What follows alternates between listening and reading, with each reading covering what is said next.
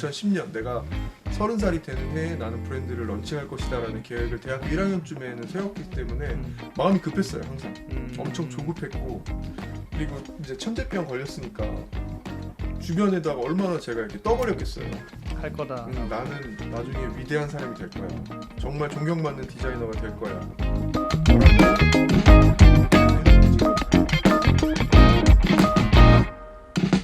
안녕하세요. 새로운 시간 색다른 이야기 온큐레이션의 박성조입니다. 그다음에 네, 실장님 저는 디자이너 안태욱입니다. 반갑습니다. 반갑습니다. 아니, 어디서부터 얘기를 해야 될지 지금 좀 너무 긴장이 되긴 하는데, 사실 제가 매거진 하게 된 이유 중에 하나도 또 실장님이 또 한켠에 자리 잡는 게 있어가지고 언제가 됐든지 간에 한번 만나 뵀으면 했는데, 오늘 또 이렇게 시간을 내주셔서 감사합니다. 너무 부담을 주셔가지고. 아니, 전혀 부담은 가지지 않으셔도 되는데, 사실 꽤 오래된 것 같아요. 이제 실장님을 저는 이태원 녹사평역에 브릭레인 카페? 맞아요. 거기 위에 계실 때 이제 처음 매장에 또 방문을 했고 프레젠테이션 기간이었던 것 같아요. 그래서 이미 그때부터 되게 완숙한 형태의 컬렉션을 전개하고 계셨는데, 저는 그 이전에 사실 실장님 어떤 삶을 사셨는지도 너무 궁금하긴 하더라고요. 삶이. 네, 그래서 가끔씩 인스타그램에 사진 같은 거 예전에 어렸을 적 사진 보여줬던 기억도 있어가지고 어렸을 때 약간 안태욱은 어떤 사람이었나 라는 게 조금 보통 그러면 이제 중고등학교 이렇게 넘어가면서 그런 패션 쪽으로 좀 관심을 가지게 됐던 계기 같은 게 있으셨어요?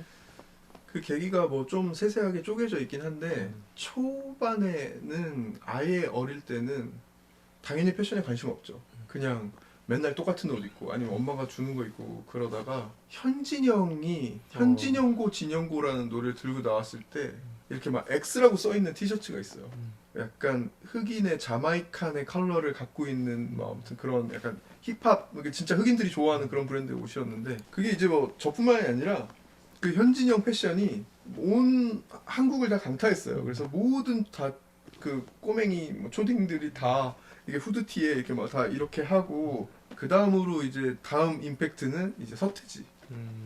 서태지가 이제 5학년 때인가 6학년 때인가 이제 짠 하고 나왔는데, 이제 언론에서도 막 문화 대통령이라고 막 이제 혁명이라고 하니까 그 특종 TV연예인가 뭐 그래서 뭐 심사위원한테 평가받고 뭐 하는 건데, 아무튼 그 무대를 본 그 순간 다음날 학교에서 모든 친구들이 다 난리가 났죠.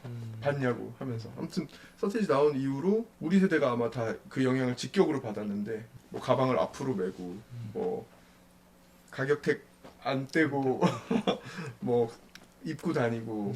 서태지가 그때는 패션 아이콘이니까 하여가라는 노래가 나왔을 때 그때부터는 이제 점점 더 영향력이 커졌죠. 그리고 나서는 이제 뭐 제가 중학교 가고 고등학교 이때쯤에 이제 뭐 컴백홈까지 해가지고 이제 거의 한국의 초대형 이제 스타였으니까 서태지 영향을 패션 쪽으로도 많이 받고, 그 무렵에 이제 93년, 94년 요 사이 때 이제 한국에 이제 수입 데님 브랜드들이 빵 하고 한국에 융단 폭격을 하기 시작해요. 그게 이제 저희 세대가 처음 겪는 고가 패션 아이템의 시작이었는데, 캘빈 클라인, 게스, 리바이스, 미제 혹은 외제 어떤 데님 브랜드, 원래 그 당시에 청바지 가격이 뭐 2만 원대 왔다 갔다 했었는데 처음으로 10만 원에 근접하는 청바지가 나타난 거예요. 그래서 그 당시에는 대학생들이 조금 멋 좀 부린다 하는 사람들이 이제 조금 그런 뒤에 이제 상표가 보이는 그런 청바지를 입었을 때, 이제 저희 이제 민감한 중학교 1, 2학년 이때 친구들이 야, 이걸 입어야 짱이 되는 거야 라고 이제 여기저기서 이제 붐이 일었거든요. 그때 이제 저도 갖고 싶다? 라는 거에 대한 그 욕망이 지금 제가 패션 디자인을 하게 된 딱 시발점이에요. 그때가 저희 삼총사 아주 친한 친구가 있었는데, 그 친구는 누나가 있어서 좀 빨리 받아들였어요. 아 그런 것들을. 예, 근데 걔는 하필이면 약간 좀 잘난 척하는 성격이에요. 그래서 저는 그게 좀 못마땅했는데 그 친구가 야 너 게스 알아? 이렇게 딱 말하는데 솔직히 모르겠는 거예요. 근데 몰랐는데 알고 보니까 이제 삼각형의 물음표 로고가 있는 청바지 브랜드인데 미국에서 왔고 뭐 졸지 뭐 마르시아노인가 이런 디자이너가 이탈리안 출신의 디자이너가 미국에서 뭐 만든 브랜드다 했는데 청바지에 이렇게 주머니에 붙어있는 그 삼각형 로고가 너무너무 멋있어 보였죠.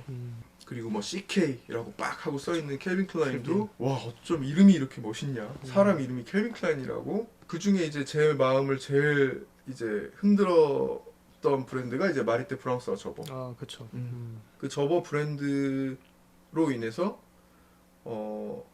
나도 나중에 커서 브랜드를 만들어 보고 싶다라는 그런 생각을 하게 된 것 같아요.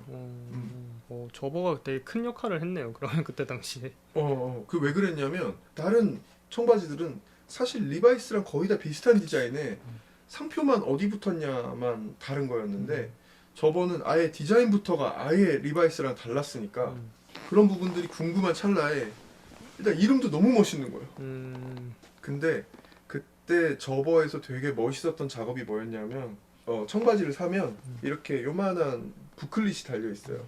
근데 이 부클릿에는 실제 디자이너가 그린 일러스트랑 자기네들이 전개하고 있는 청바지 디자인의 어떤 히스토리와 뭐 이거를 디자인하게 된 사연 이런 거를 간단하게 적어놓은 한 20페이지 정도 안 될 것 같은데 그 정도 페이지에 작은 책자가 있었는데 그 책자에 있는 그림을 보면서 아 디자인은 이렇게 하는 거구나 라는 거를 좀 배우게 되고 물론 그렇게 하는 거 아니었어요. 그렇게 하는 거 아닌데 그때 봤을 때는 아 이렇게 해서 디자인이 되는가 보다라고 생각을 했던 것 같아요. 그래서 되게 재밌을 것 같다라는 거가 하나 있었고 그리고 그 당시에는 당연히 지금보다 너무 물자가 귀했으니까 나이키 신발도 귀했고 리복 신발도 귀했고 이제 그게 점점 대중화되는 추세이긴 했지만 근데 그때는 너무 귀했으니까 뭐 하나가 딱 생기면 너무 소중한 거예요. 근데 하물며 10만 원 가까이 하는 고가의 청바지는 정말 귀했거든요. 그래서 바라만 보고 있어도 배가 부르다라는 것을 중학교 1학년 때 처음 느꼈죠. 그냥 보고만 있었어요. 그냥. 그리고 이렇게 몇 개를 얻게 되면서 이렇게 몇 청바지가 이렇게 쌓여가면 그러죠. 그렇게 너무 행복해. 이 쌓여 있는 게. 자 아끼느라고 잘 입지도 않고. 그러니까 그렇게 열망하게 만들었던 그 브랜드와 로고의 그 힘이 그때는 되게 이제 제대로 된 브랜딩이 되고 있는 브랜드들이 막 생겨나던 시기였으니까 되게 재밌었어요. 그러니까 그리고 실제로 그 수입 청바지 브랜드 이후에 나온 그 다음에 이제 국내 브랜드들, 뭐 닉스, 맞아, 닉스. 스톰, 뭐 GV2, 뭐 그 다음에 여러 뭐 브랜드들이 있는데 뭐 그때는 이제 제가 어릴 때 이 기억들을 너무 잘 갖고 있으니까 나중에 커서 제가 이제 회사 다닐 때 그때 그 브랜드들을 만들었던 사람들을 다 실제로 만날 수 있게 되었거든요. 그래서 제가 다 물어봤어요. 뭐 이건 어떻게 생긴 거고 이건 왜 그렇게 했고 뭐 물어봤는데 그때는 그분들 말로는 그야말로 그냥 런칭만 하면 바로바로 빵빵 터지는 시기였었던 거예요. 그래서 뭐 그게 잘 나가는 모델이 됐던 뭐가 됐던 그냥 신규 브랜드가 런칭만 하면 그냥 사람들의 관심이 와 하고 쏠리는 거죠. 물론 그때 여러 가지 멋있는 비주얼이나 다양한 시도 어떤 한국 패션에 어떤 태동하던 시기였으니까 제대로 그때는 어떤 신규 브랜드가 다 런칭을 하면 국내 브랜드라는 말을 절대 안 했어요. 맞아. 해외인 것처럼 맞죠. 거의 네, 보여져 있다 어떻게든 보니까. 뭔가 외국 브랜드인 것처럼 그리고 정보가 너무 많이 닫혀 있으니까 제대로 알 수 있는 방법이 별로 없죠. 저도 닉스 딱 그 시절이 제가 이제 하던 시절이었는데 저는 닉스가 해외 건지 알았고 그렇게 보이게끔 했어요. 그렇게 걔네가 실제로 그런 약간 플레이들도 했었어가지고 그쵸. 그래서 당연히 이제 이게 다 국내 거라는 생각보다는 닉스라는 그 영어 자체도 뭔가 이제 외국스러운 이제 아메리칸 같은 느낌의 그런 거 풍겼어가지고 그랬던 것 같아요. 그 닉스 브랜드가 사실 너무 좋은 브랜드였는데 그거가 지금까지 이어졌다면 정말 멋진 한국의 데님 브랜드가 됐을 텐데 너무 안타까워요 진짜. 원래 되게 멋있는 브랜드였는데 그러니까 그런 것들이 한국에서 그게 한국의 문제점이었던 거죠. 돈을 벌 수 있을 때 왕창 벌어서 다 팔아 먹고 이제 사장은 그냥 이제 빌딩 사서 그냥 편하게 그러니까 그렇게 되어버린 게 좀 안타까운데 근데 그런 시기를 겪으면서 중3에서 고1 정도 되는 시기였는데 이제 그때는 나도 브랜드를 만들고 싶다라는 생각이 이제 거의 확고해져서 그때 일단 옷 디자인이나 이것보다는 일단은 멋진 브랜드 로고를 만들고 싶었어요. 그 리바이스가 갖고 있는 이 배트윙 로고처럼 아니면 게스가 갖고 있는 삼각형처럼 아니 뭐 브랜드 너무 많으니까 아무튼 되게 멋있는 브랜드 이름과 브랜드 로고를 만들어야겠다라는 생각에 그 당시에 많이 했던 게 이제 영어 사전 A부터 Z 수업 시간에 공부 하나도 안 하고 영어 사전을 A부터 Z까지 계속 넘기면서 뭔가 멋있어 보이는 단어를 막 고르는 거예요. 그 것들 중에 하나가 이제 나중에 스펙테이터가 된 것이고 그때 이렇게 찾아놓은 단어 중에 하나가 그렇구나. 고1, 고2까지는 뭐 H.O.T 흉내내고 뭐 하면서 그냥 신나게 놀았고 고3 때 제가 집이 서울인데 이제 이대로 가면은 서울에 있는 대학교에 못 간다라는 소식을 듣고 아니 저는 이제 국민학교, 중학교, 고등학교를 전부 다 집에서 걸어서 다녔기 때문에 당연히 멀리 가는 거는 한 번도 생각해 본 적이 없거든요. 그래서 서울에 있는 대학교 중에서도 집에서 걸어갈 수 있는 대학교에 가려면 공부를 해야 되겠구나라는 거를 알게 되어서 고3 때 이제 공부를 시작하게 되어서 엄청 못하다가 그 친한 친구가 반장인데 반장인 그 친구가 공부하는 법을 좀 알려줘서 이제 고3 때 이제 수능을 봤는데 겨우 서울에 있는 학교 겨우 갈 수 있을 정도는 된 거예요. 근데 그때까지도 수능을 볼 때까지만 해도 뭐 패션을 할 수 있는 학교가 있다는 것도 몰랐어요. 맞아. 사실 저는 당연히 대학교에는 뭐 경제학과 경영학과 저희가 TV에서 그냥 보던 거 있잖아요. 뭐 영어 영문학과 뭐 배우는지도 모르는데 근데 수능 보고 나서 교보문고에 갔더니 저희 때는 책으로 이거를 볼 수 있게 되어 있었는데 뭐 대학 요람 이런 거를 거기에서 이제 패션 디자인과라는 게 있다는 거예요. 오, 당연히 재밌겠다 싶었죠. 왜냐면 제가 또 이과를 갔기 때문에 이과로 가셨어요? 네, 뭣도 모르고 그냥 엄마가 남자는 이과 많이 간다 그래가지고 그냥 이과 고등학교 때도 이과 선택을 해가지고 수투까지 정말 열심히 해서 수능도 이과로 봤어요. 저희 때 이제 뭐 그 교차도 된다 뭐 이런 거 그 두꺼운 책을 보면서 보니까 내가 내 점수로 갈 수 있는 대학이 이 정도구나. 그럼 저는 미술 공부를 하진 않았으니까 실기 시험을 보지 않아도 되는 패션 디자인과가 있는 학교에 내가 점수에 맞는 데는 그때 뭐 건대, 세종대, 한성대였는데 건대 떨어졌고 한성대, 세종대에 붙었는데 근데 한성대로 갔죠. 네, 99학번. 99학번. 네. 저랑 약간 세대가 한 6살, 7살 정도 차이 나시는 것 같긴 해가지고 아마 그러면은 어쨌든 그렇게 결국 가셔서 이제 대학생 생활들을 또 하셨을 텐데 네. 계속 고등학교 때부터 브랜드 로고에 대해서 관심이 많으셨고 브랜드 론칭을 좀 브랜드를 단순하게 이제 로고를 좋아하고 브랜드를 좋아하셨기 때문에 브랜드를 만들어 보고 싶다는 생각을 하셨을 텐데 그게 이제 사실 대학생 생활을 하다 보면은 조금 더 방향이나 이런 것들이 구체화될 수 있잖아요. 그렇죠. 그러면 실제로 좀 대학생 생활을 하시면서 좀 그런 방향들이 구체화가 돼서 내가 어느 쪽으로 좀 가야 되겠다라는 게 좀 정해지셨었나요? 유학 가기 전까지는 그러니까 완전 그러니까 1학년, 2학년 이때까지는 당연히 여성복을 하는 거라고 일단은 생각을 해서 공부를 시작한 것 같아요. 그러니까 여성복이었던 이유가 있으셨어요? 기본적으로 그 당시에 패션 디자인 수업은 다 여성복이 기본으로 이루어져요. 그리고 뭐 남성복이라는 어떤 과목이 뭐 한 학기 정도 있는 뭐 이런 정도였는데 그래서 기본적으로 막 패션 디자인이라고 처음에 공부를 하면 대부분 어떤 드레스 같은 형태를 기본으로 생각해서 뭐 지금처럼 이렇게 일상에서 캐주얼하게 입는 옷보다는 처음에 학생 시절에는 좀 더 판타지가 가미된 옷들의 그림으로 먼저 시작하기 때문에 뭐 여성복이 더 재밌고 쉽다라고 일단 먼저 생각했던 것 같아요. 뭐 대부분 일단 그렇게 시작을 하니까. 왜냐면 그때는 쇼 학생들이 보고서 너무 막 감동할 수밖에 없는 그런 패션 쇼들이 대부분 여성복 쇼가 위주였었고 그리고 너무 멋있고 그랬으니까 여자 옷에 좀 더 자연스럽게 좀 이렇게 포커스가 갈 수밖에 없었죠. 그때는. 그러면은 음. 좀 전에 이제 유학도 음. 갔다 오셨다고 하셨는데 유학을 언제 가신 거예요? 그게 이제 사연이 대학교 1학년, 2학년까지 마치고 저희 그 아버지의 바램대로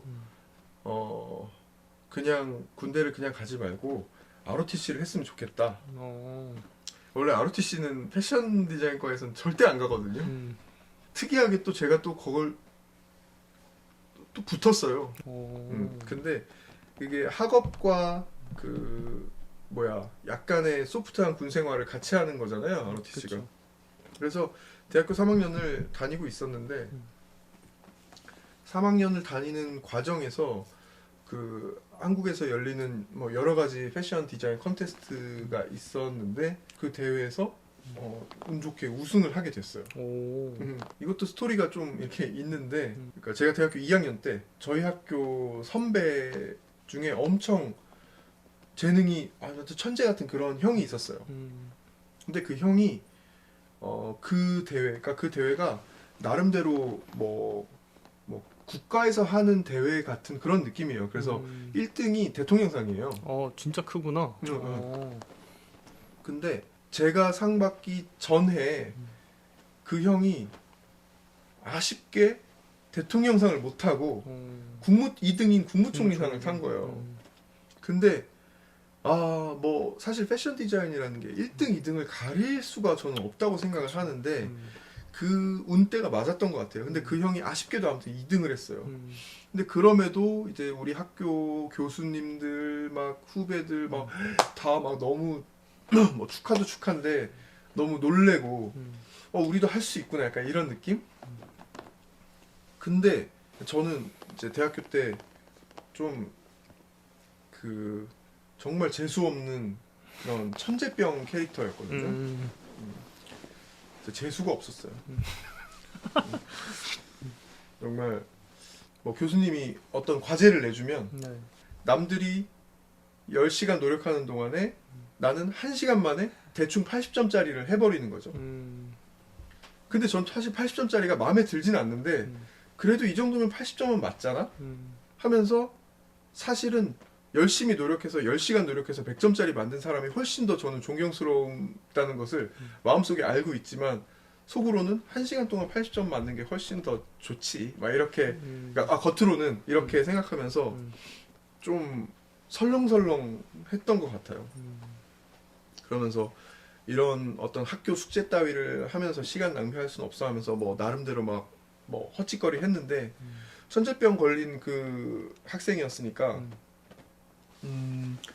또 그게 또 뭐 이렇게 악의가 있었던 건 아니고 그냥 진짜 순수하게 옷을 너무너무 좋아했었는데 그 아쉽게 그 2등 했던 그 형이 저를 나쁘게 생각하지 않았던 것 같아요. 그래서 제가 그 형한테 물어봤어요. 형 어떻게 하면 2등 할 수 있어요? 이렇게. 왜냐면 저도 그런 타이틀이 엄청 탐났거든요. 그 형이 되게 많은 걸 알려줬어요. 그 형이 이런 스타일로 그림을 그려야 이렇게 심사위원의 눈에 띄어. 그리고 뭐 거기 뭐 패턴 시험도 보고 일러스트 시험도 보고 대회 과정이 뭐 요즘은 어떤지 모르겠는데 예전에는 3월에 심사를 시작해서 10월에 파이널 쇼를 하면서 하는 되게 롱 텀의 어떤 대회예요. 그 중간중간 가서 실기 시험도 봐야 되고. 와 진짜 웃기죠? 힘든 거구나. 응. 근데 그 형이 이런 식으로 하면 더 유리하고 이런 식으로 하면 좋고 이거를 되게 많이 알려주고 저를 거의 개인 레슨하다시피 알려줘가지고 그 대회에서 상 받기 위해서 막 뭐 대학 재수하는 것처럼 막 몇 수 이렇게 막 수차례를 도전하는 사람도 되게 많은데 저는 한 번에 전 참고로 운전면허도 다 한 번에 붙었어요. 그래서 한 번에 붙는 거에 대한 거가 나한테는 되게 당연하다 약간 당연하다, 이런 약간. 느낌. 왜냐면 면허 시험 학원 같은 거 안 다니고 그냥 다 혼자 했거든요. 아무튼 근데 그것조차도 이게 학생만 응모를 받는 게 아니라 일반인들, 직장인들도 다 도전할 수 있어요. 회사 다니는 사람도. 그래서 이만한 종이에 일러스트 5개, 내가 하고 싶은 디자인 5개를 그려서 내면 이제 그 종이들로 심사를 해서 뭐 한 처음에 한 몇백 명을 뽑아요. 몇백 명 뽑고 그 다음에 현장 가서 이 사람이 패턴을 뜰 수 있는 능력을, 근데 그 능력 사실 없어도 되는데 아무튼 패턴을 뜰 수 있는 능력을 보는 시험을 또 봐요. 그래서 정말 커다란 공간에서 과거 시험 보는 것처럼 해요 이걸? 네. 진짜? 와. 뭐 그 큰 종이 주고 여기에서 막 작도 해가지고 막 자로, 물론 자는 개인이 챙겨가야 되는데 아니 그러면 그 큰 도판에다가 자르고 해서 그 패턴을 할 수 있는지를 본다는 거예요 거기서? 와. 그게 제 기억에는 자르기까지는 않고 커다란 종이 안에 어떤 그림을 주고 이 그림에 맞는 패턴 패턴을 그려라. 뜨시오라고 해서 그러면 종이 안에 그 패턴을 가득 채우기만 하면 돼요. 그래서 그 종이를 접어서 냈던 것 같아요. 또 현장에서 물감통이랑 이거 다 들고 가서 현장에서 그림을 그리는 시험을 봐요. 와. 네, 그래서 그것까지 통과되면 30명인가 25명인가를 뽑았던 것 같아요. 이제 그 30명은 실제 옷을 만드는 거예요. 내가 처음에 냈던 그 디자인의 2개를 실물로 만들어서 런웨이에 올리는.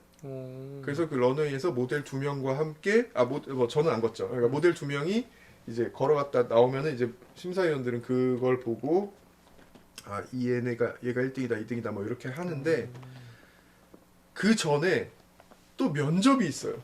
와 진짜 쉽지 않은 거구나. 근데 제가 생각했을 때는 그 30명인가 25명인가를 면접을 볼 때 그 면접에서 제 생각에는 순위가 나오는 것 같더라고요. 뭐 대학 교수님, 그다음에 뭐 당시에 뭐 디자이너, 뭐 이상봉, 뭐 누구, 뭐 어디 교수, 뭐 이렇게 막 그분들이 심사위원인데 그분들이 면접 때 대충 그 순위를 가르는 것 같더라고요. 그래서 지금은 어떤 시스템인지 제가 모르겠지만 아직 지금 그 패션 대전 그 대회는 아직도 하고 있거든요. 근데 지금은 저 때보다 상금도 엄청 크고 좋아요. 상금 얼마였나요? 그때 당시에? 저 때는 500만 원이었는데 근데 큰데 엄청. 과거에 더 컸어요. 근데 저는 IMF 이후에 어떤 여러 가지 경제 요건이 안 좋아져서 저 때는 좀 축소가 된 거였고 지금은 뭐 3천만 원, 뭐 4천만 원, 뭐 정확하게 모르겠는데 제가 뭐 마지막에 봤을 때 한 3천만 원 정도였던 것 같아요. 근데 저 때는 1등이 500만 원, 그리고 에어프랑스에서 파리 왕복하는 티켓, 그리고 유학 가는 유학비. 유학비. 유학비라고 하면은 학비. 학교에 대한 학비. 네. 아무튼 그 형아가 알려준 거 덕분에 저는 그 어떻게 보면 거기서 운 좋게 1등 했는데 그때가 ROTC 사관 후보생 신분으로 그 대회에서 이제 대통령상을 받게 된 거죠.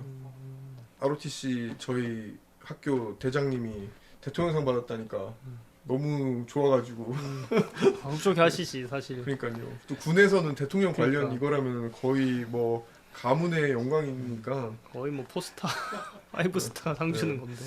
아무튼 그때 그래서 3학년 때 그 대회에서 상을 받게 된 거로 1년 후에 이제 유학을 떠나게 되었어요. 저는 그게 약간 궁금했었던 게 이탈리아로 유학을 가신 거예요. 그럼 그때? 네, 거기밖에 보내주지 않았어요. 그 정해져 있었나 보네. 네, 학교나 학교가 이런 게? 정해져 있었어요. 그 학교랑 뭐 제휴를 맺었던 것 같아요. 그 한국 패션 협회랑. 그런 내용이 있는지 사실 전 잘 몰랐는데 그러면은 옷을 배울 수도 있고 뭐 여러 가지 것들을 되게 했을 텐데 네. 되게 좋으셨겠어요. 약간 한편으로는 진짜. 당연히 너무 고마운 일이었죠. 저는 원래 딱히 뭐 유학이라는 단어도 되게 클래식하네요. 그죠? 그렇죠. 아무튼 그렇게 뭔가 해외로 나가서 공부를 해야겠다라는 저는 이제 공부에 대해서는 약간 늘 회의적인 생각이 있었기 때문에 내 패션 디자인은 나 스스로 공부하면 된다. 남한테 배우는 건 필요 없다. 약간 이런 사상이 있었으니까 딱히 공부하러 갈 생각은 없었는데 해외에서 일을 해야겠다. 그래서 대학교 3학년 때 상 받고 나서 ROTC도 바로 그만두고 학교도 바로 그만뒀어요. 근데 그 대장님이 너무 막 만류했죠. 상도 이태리 받았는데. 자기가 육군 본부에 얘기해서 우리 그 후보생이 대통령상을 받아서 유학을 갔다 와야 되니 유학을 갔다 올 때까지 기다려줘야 된다. 그래서 저는 그 대장님 기다려준다 그랬는데 저는 아무튼 싫다 그랬고 그만두고 바로 학생 신분에서 벗어나고 싶어서 바로 그런 취업의 문을 두드렸죠. 저는 이제 빨리 학생이 아니라 어떤 사회인이 직장인이 되고 싶다는 생각에 아무데나 이력서를 다 넣었거든요. 그냥 그러니까 남자 뽑는데 왜냐면 남자 뽑는데도 잘 없었어요. 왜냐면 패션 디자인은 거의 다 여성의 영역이었기 때문에 남자 뽑는 데는 잘 없는데 뭐 남자 뽑네 하고 그냥 사람 구한다는 데는 그냥 다 넣어본 거예요. 거기서도 또 약간 운 좋게 되게 정상적인 회사에 들어가게 되었죠. 그게 이제 유로물산이라는 회사인데 그 유로물산이 그 당시에 갖고 있었던 브랜드가 마리떼 프랑스와 저버, 레노마, 그리고 준코 코시노라고 일본 라이센스를 했는데 남성복으로 라이센스를 한 거예요. 근데 저는 이 중에 저버로 합격하길 바랬으나 저버에서는 사람을 뽑지 않았고 저는 준코 코시노라는 남자 옷 브랜드 그 당시에 남성 캐릭터 브랜드라는 게 막 생겨나기 시작하던 시기였어요. 그 타임온무를 필두로 해서 지금까지 살아남은 브랜드가 타임온무밖에 없는 것 같은데요. 그 이후에 뭐 지크, 지오지아 뭐 비슷한 시기에 나왔던 것 같아요. 이제 다행히 그 준코 코시노라는 그 브랜드가 약간 젊은 남성을 타겟으로 한 브랜드였었고 거기에 이제 막내로 처음 들어가게 되어서 21살짜리 이제 21살과 22살 되던 시기였으니까 진짜 어린 이 막내가 들어온 거죠. 그 회사에서도 좀 특이했던 게 저희 실장님이랑 팀장님이 다 그 대회 출신인 거예요. 패션 대전에. 네. 1등은 아니지만 어쨌거나 그 대회에 어떤 뭐 2등, 3등, 뭐 장려상 뭐 이런 출신이어서 제가 좀 신기했던나 봐요. 1등이니까. 근데 1등이라서 좀 부담스러우셨다고 하더라고요. 여기서 일해도 되나? 약간 이렇게. 근데 저는 거기서 일하는 것만으로도 너무 영광이었고 일단 처음으로 이제 프로페셔널의 세계에서 하는 걸 볼 수 있으니까 저는 너무 감사했죠. 2002년 월드컵도 직장인 신분으로 보게 되셨구나. 거기 회사 사람들 물론 다 선배들이지만 회사 사람들이랑 같이 치킨집에서 막 그 난리 브루스를 경험할 수가 있었죠. 되게 빠르게 하신 거 아니에요? 근데 너무 빨랐죠. 너무 빠른 거였죠. 제가 대학교 1학년 때 99년에 얼추 그 계획을 세웠거든요. 2010년 내가 30살이 되는 해에 나는 브랜드를 런칭할 것이다라는 계획을 대학교 1학년쯤에는 세웠기 때문에 마음이 급했어요. 항상 엄청 조급했고 그리고 이제 천재병 걸렸으니까 주변에다가 얼마나 제가 이렇게 떠버렸겠어요. 할 거다. 나는 나중에 위대한 사람이 될 거야. 정말 존경받는 디자이너가 될 거야. 대놓고 직접 말했는지 아니면 그런 뉘앙스를 풍겼는지는 기억이 안 나요. 근데 제가 뭔가 건방 떨었다는 것은 기억이 나요. 근데 그 건방 떤 거에 대한 책임을 져야겠다라는 압박을 항상 받고 있었기 때문에 그 압박도 저를 이렇게 노력하게 한 되게 많은 원동력이 되었거든요. 그 다음에 이태리 가서도 학교 다니는 과정에 이태리에서 한 반년 정도 됐을 때 바로 또 취업을 했어요. 되게 유명한 뭐 지금도 유명하고 지금 조금 뭐 죽은 것 같긴 한데 그래도 아주 멋있는 디자이너 안토니오 베라르디라는 브랜드인데 그분이 이제 저희 학교에 어떤 뭐라 그럴까요? 멘토 강사처럼 이렇게 특강처럼 이렇게 와주는 거예요. 그래서 뭐 학생들 어떤 과제 같은 것도 좀 봐주고 이렇게 하는 와중에 부끄러운 얘기지만 아무튼 제가 그 사람한테 나의 이런 디자인을 좀 봐줘라. 근데 그 지금 보면 사실 그거 좀 유치해서 봐줄 수가 없는 디자인인데 대충 기억이 나거든요. 근데 그 사람이 그걸 좋게 봐주었고 너 알바로 그럼 우리 회사에 와서 좀 그림 좀 그려봐라 라고 해가지고 거기서도 일을 하게 되면서 여성복 중에서도 런웨이를 하는 하이엔드 그렇죠. 하이엔드라고까지는 그렇지만 하이 패션이었죠. 정말 멋진 정말 패션의 어떤 첨단을 걷는 브랜드였으니까 거기서 재밌게 여성복을 또 했었고 그러다가 그 한국에서 일할 때 만났던 여러 선배나 그 같은 회사의 팀 뭐 그런 분들이 이탈리아로 출장을 오시거든요. 그래도 제가 현지에서 있는 사람이 되다 보니까 또 뭐 안내도 해주고 할 수 있잖아요. 그러다 보니까 이런저런 분 만나게 되고 그러다가 이제 한국에서 뭐 엘록이란 브랜드를 런칭할 건데 너가 해보지 않을래? 그래서 저는 여성복을 할 자신이 없었고 왜냐하면 여성복을 하다 보니까 내가 입어보지 못하는 옷을 하는 게 되게 힘들더라고요. 그래서 게이가 돼야 돼요. 그래서 좀 더 게이스러운 감성만들이 여자 옷을 좀 잘하는 것 같아요. 게이가 아닌 사람도 물론 여성복을 잘 하는데 저는 이제 그렇지 못할 것 같았고 그건 저는 남자 옷을 하는데 내가 남자 옷을 전권을 갖고 있지 않으면 안 하겠다. 24살인데 그렇게 말을 하면서 뭔가 건방을 떨었거든요. 또. 네. 근데 그렇게 하래요. 또. 오. 그 좀 잘못된 일이었던 것 같은데 뭐 저는 그렇게 건방을 떨면서 한국으로 갔죠. 그래서 이제 요상망측한 옷들을 만들었던 것 같아요. 약간 웨딩복 디자인도 해보셨다고 제가 얼핏 듣긴 했는데. 아, 그쵸. 그게 여성복에서는 거의 피날레 마지막 공부예요. 그러니까 이태리에서는 웨딩까지는 아니어도 웨딩 드레스 같은 옷이 컬렉션에 항상 끼어 있긴 해요. 그거를 뭐 웨딩 드레스로도 주문하는 뭐 아랍이나 아니면 각종 부호들이 많이 있으니까 뭐 몇 개 준비하는 경우가 많죠.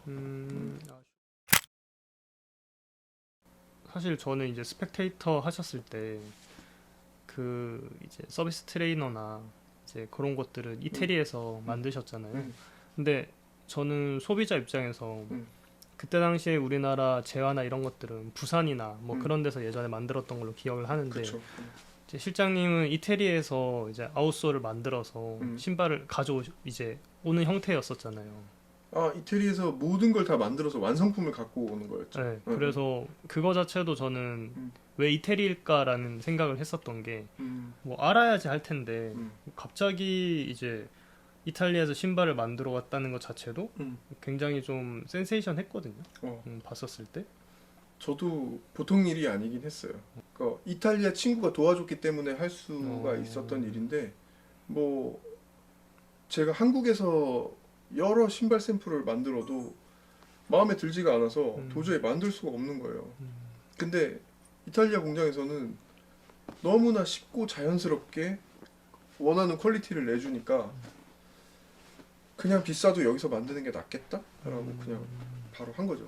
뭐 좀 예전에는 더더군다나 경제관념 없이 그냥 막 만들었어가지고 돈을 많이 못 벌었죠. 근데 멋있는 걸 되게 주옥 같은 제품들 많이 만드셨잖아요. 그때 제가 이제 스펙테이터를 알게 된 때가 13년도, 14년도 요때부터 해서 그때 좀 나이 지긋이 있으신 어른분이랑 젊으신 분이랑 두 분이서 룩북 찍을 때가 제가 첫 구매를 하려고 이제 막 찾아봤는데 너무 비싸서 못 구매했던 이제 어린 시절 그때였던 것 같은데 그때 이후에 이제 뭐 김씨도 님, 해주셨었죠. 네, 해주셨었을 때 김씨 때 시즌이 저는 굉장히 좀 남성적이고 화보나 이런 것들도 약간 을지로 뒷골목 그런 인쇄하는 그 골목 같은 맞아요. 그런 느낌이어가지고 네. 아 거기였어요 실제로. 아 실제로 네, 네. 아, 거긴 것 같더라고요. 네, 종이나 이런 것들 보다 보니까 그게 굉장히 기억에 남는데 사실 이제 그런 이태리에서 만든다는 것 자체도 좀 국내 브랜드 뭐 대기업이나 뭐 누구 그 어떤 누구도 그런 걸 한 적이 없으니까 그래서 어떻게 이걸 또 이렇게 생각하고 만드셨지? 그래서 저는 왜 이탈리아일까 하고 엄청 그때 찾아봤었거든요. 유럽에 많은 이제 생산 기지들이 있지만 그나마 좀 좋은 퀄리티의 럭셔리 브랜드를 많이 생산해주는 쪽이 이탈리아고 뭐 포르투갈이나 아니면은 약간 슬로바키아나 동유럽 쪽 이쪽은 조금 더 저렴한 단가로 좀 싸게 만들어주는 생산 기지들이라고 하니 뭐 이탈리아는 그나마 제가 말도 조금은 되고 그리고 도와줄 수 있는 친구들도 있으니까 도움을 받았죠. 이태리도 거의 어떻게 보면 되게 마피아스러운 어떤 패밀리 어떤 연결이 되게 중요한 나라라고 하더라고요. 그래서 소개시켜주면 거의 뭐 믿고 뭐 이 사람 얼굴 봐서 해주고 약간 이런 것들 많이 있어서 그렇게 도움을 받았죠. 아 그렇게 돼서 나왔구나. 어린 시절 얘기를 엄청 했던 것 같은데 너무 브랜드 오래 했죠? 얘기도 아니요. 저는 개인적으로 저는 궁금했던 부분들이긴 해서 저도 이제 생각했던 그 퍼즐들이 몇 개 있었는데 이제 직접적으로 여쭤보기에는 이제 뭐 약간 너무 많은 시간을 또 할까봐 항상 궁금했던 부분들인데 잘 찾아봐도 나오지도 않는 것 같아서 이번을 계기로 두 번 다시 들을 그게 없듯이 만들어야 되겠다는 생각이 들어서 내심 궁금했었어요. 어떤 라이프 스타일을 살아오셨었고 뭐라고 해야 되냐 옷산 이런 아카이브 같은 것들도 얘기를 또 많이 해주셨었잖아요. 처음에 이제 블로그 얘기를 사실 또 안 할 수가 없는 게 어떤 이런 제대로 된 복식에 대해서 조금 빠져들게 된 계기는 사실 실장님이 이렇게 작성해주신 그 블로그 글들이었단 말이죠. 그래서 관심이 생기면서 이런 비슷한 류의 브랜드들이 뭐가 있을까 해서 뭐 밀리터리부터 뭐 워크웨어나 이런 애들까지 다 파고 하다 보니까 이제 이 부분이 되게 재밌고 되게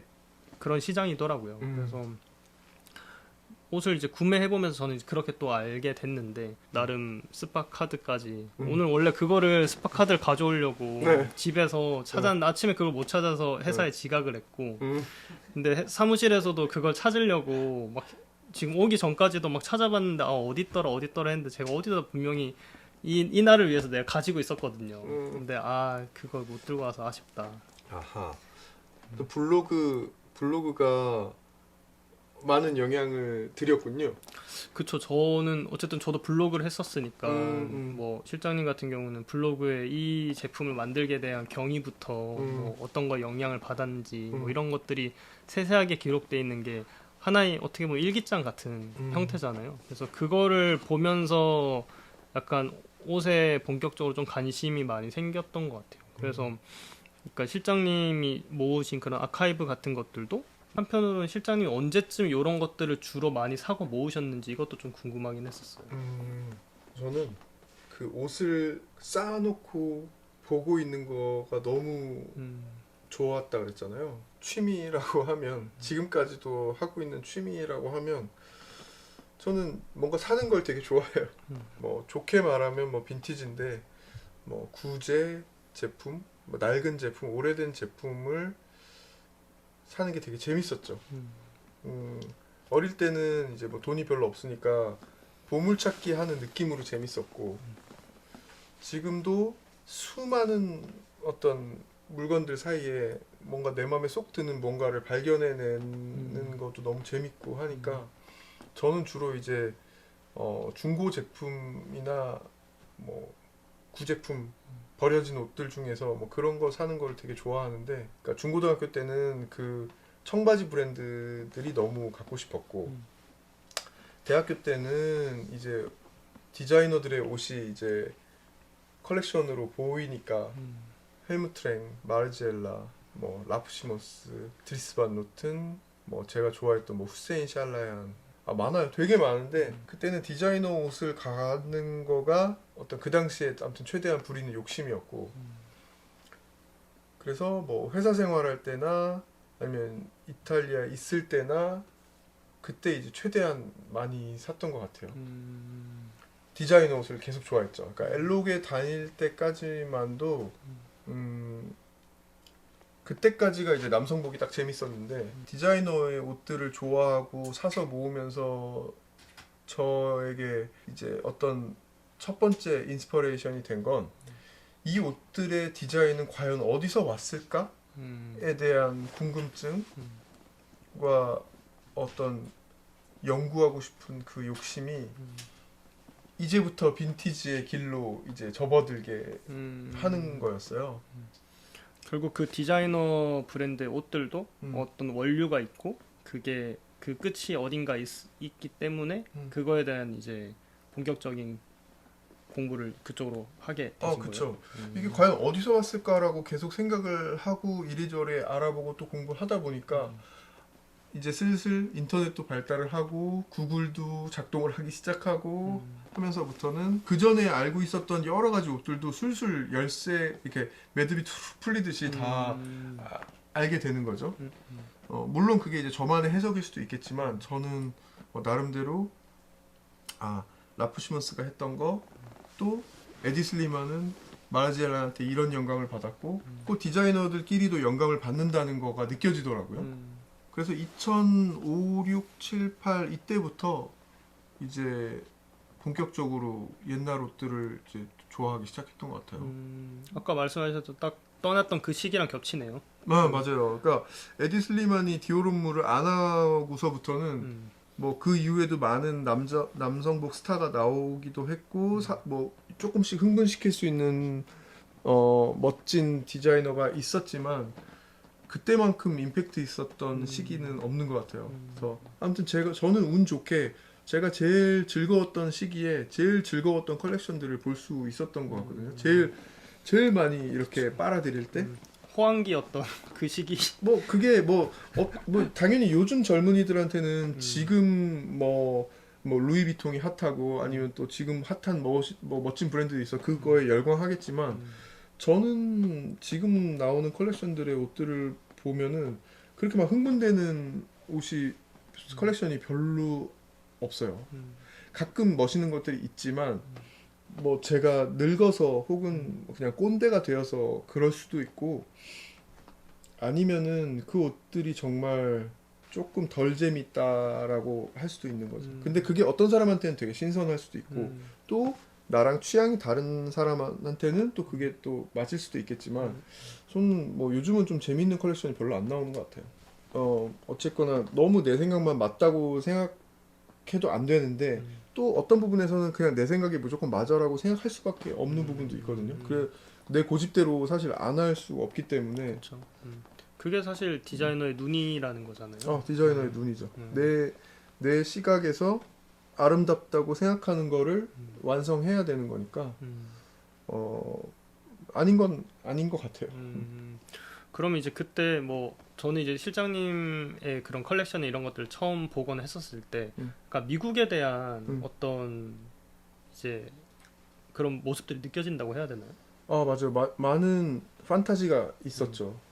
저는 어릴 때부터 그 뭐 맥가이버부터 시작해야 되나요? 뭐 저희 어릴 때 미드를 TV에서 많이 해줬어요. 맞아요. 저도 기억이 나요. 네, 그걸 미드라고 그때 부르지는 않았는데 네, 미드라고 안 불렀고.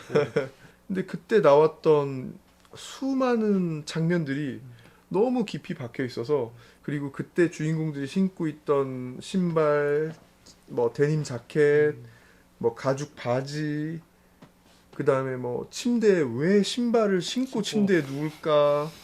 그 당시에 미국 그 주방도 정말 많이 나오잖아요. 어떤 뭔가 넓으면서도 뭔가 이렇게 고급스러워 보이는 주방, 여러 가지 그런 뭐 건물이며 어떤 사무실에 들어갔을 때 그 사무실의 문, 블라인드, 책상 이런 것들이 너무너무 예쁘다고 생각했었어가지고 그래서 저는 미국 영화밖에 안 봤어요. 웬만하면 뭐 홍콩 영화가 유행하잖아요. 뭐 성룡 나올던 뭐 성룡이 나오는 것도 있고 그 다음에 뭐 이소룡도 나오고 무슨 그 다음에 저희 때 그게 엄청 유명했어요. 뭐 그 홍콩 누아르라고 해가지고 주윤발이랑 뭐 영웅 본색을 비롯하여 막 열화 전차 막 오토바이 타고 막 아무튼 맞아요. 저는 그런 게 하나도 재미가 없고 음. 오직 미국 영화. 결국은 뭐 빈티지 혹은 뭐 밀리터리 이런 것들을 접하다 보면 결국 엄청나게 미국 쪽 거를 많이 접할 수밖에 없게 되고 마이클 잭슨이 입었던 자켓도 만나게 되고 맥가이버가 입었던 자켓도 만나게 되고 그러더라고요. 맥가이버 그때 당시에 이제 머리가 뒤로 이렇게 좀 나오고 이상 가죽 자켓에 맨날 그렇죠. 김병지 스타일의 네. 원래 원류인데 맞아. 그 저희 때는 맥가이버 머리 따라하는 사람 진짜 많았어요. 저도 어렸을 때 많았던 것 같아요. 음. 제 윗세대 형님들이. 아 이거 근데 이 영상 보시는 분들 맥가이버 영상 인트로 꼭 한번 보셨으면 좋겠다. 맥가이버 드라마가 시작할 때 나오는 그 음악이 음악. 정말 아니 이건 어떻게 그 나중에 효과로 틀을 수 효과로 있나요? 나중에 틀겠습니다. 자료화면 해서 저희가 틀겠습니다. 그 뭔가 이제 비트가 좀 빠르게 움직이면서 뭔가 처음에 약간 신비롭고 미스테리하게 시작했대.